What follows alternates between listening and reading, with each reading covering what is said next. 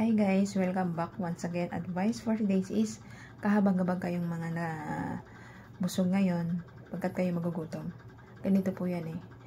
Kumbaga sa mayayaman na tao na parating may pagkain sa pagkainan nila, tapos may ugali kayong madamot, hindi kayo namimigay sa kapwa-tao niyo, ay kayo'y magugutom. Gugutumin kayo ng Diyos Ama pagdating ng paghuhukom niya sa langit.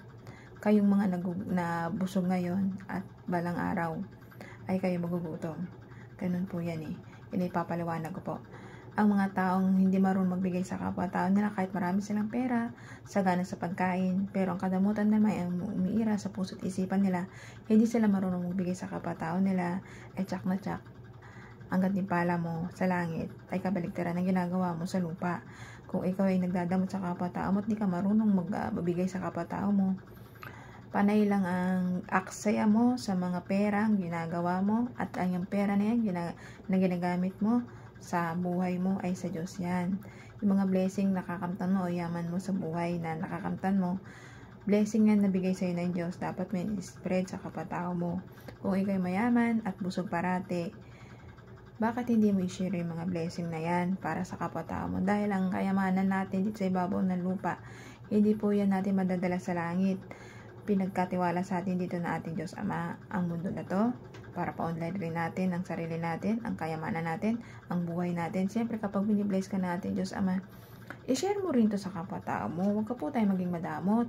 Ang pagiging madamot ay yan ay naghihila sa'yo sa impyerno para malaglag ka doon. Ang taong nagdadamot sa kapwa-tao at di marunong magbigay sa kapwa-tao ay tsak na tsak ay hulog ka sa impyerno. Pero ang taong marunong magbigay, maawa, mahabag sa kapwa-tao niya ay tsak na tsak maliligtas ang kaluluwa at mapupunta sa langit at sa paraiso kasama ating Diyos Ama, Diyos Anak at Diyos Espiritu Santo.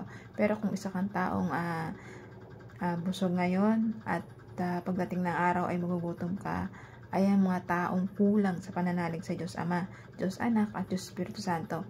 Sarili lang nila yung iniisip nila na mabusog sila, pero hindi nila iniisip yung nakararami.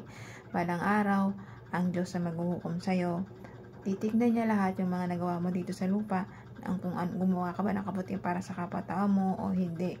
Tayo mga tao, piling isang mabuting tao, parati nating panatilihin maging mabuting tao, tumulong, magbigay, rumuspeto sa ating mga kapwa-tao. Tumulong tayo ng unconditionally ng buong puso't kaluluwa natin at buong lakas natin. At higit sa at manalig manampalataya tayo sa ating Diyos Ama, Diyos Anak at Diyos Espiritu Santo. Kapag kasi may Diyos tayo sa ating pagkatao, sa ating isip at sa puso, ay naiiwasan natin magdamot sa kapwa-tao natin. Nagbibigay tayo ng tulong para sa kapwa-tao, nagkakaroon tayo ng habag, awa sa ating kapwa-tao. Ang mga tao kasing walang habag sa kapwa-tao nila, ito'y may pinapasok ng demonyo. Isip at puso nila, nilalason sila na huwag sila magbigay at tumulong sa kapwa-tao nila. Pero kapag kayo may mga Diyos sa inyong pagkatao, mahabag at maawa kayo sa kapwa-tao nyo. At higit sa lahat, itong yaman dito sa ibabaw ng mundo, ay lahat ng ito ay sa ating Diyos Ama. Kaya binibless niya tayo para ang bless na tinulong niya sa atin ay spread din natin sa kapwa-tao natin. Ganun po yun. Huwag po tayo maging madamot. Kapag kayo maging madamot, ay tsak na tsak malalaglag kayo sa impyerno. Pero kapag kayo mabuting tao at may Diyos sa inyong pagkatao, ay tsak na tsak maliligtas yung kaluluwa natin. Kaya ikaw, habang baga pa, magbago ka na, magbigay ka sa kapwa-tao mo, respeto ka sa kapwa-tao mo, at tumulong sa kapwa-tao mo at sa magulang mo, respetuhin at mahalin to ating mga magulang. At maging mabuting tao para sa kapwa-tao natin. Kaya hanggang dito na lang po aking advice. Ingat po tayong lahat and God bless.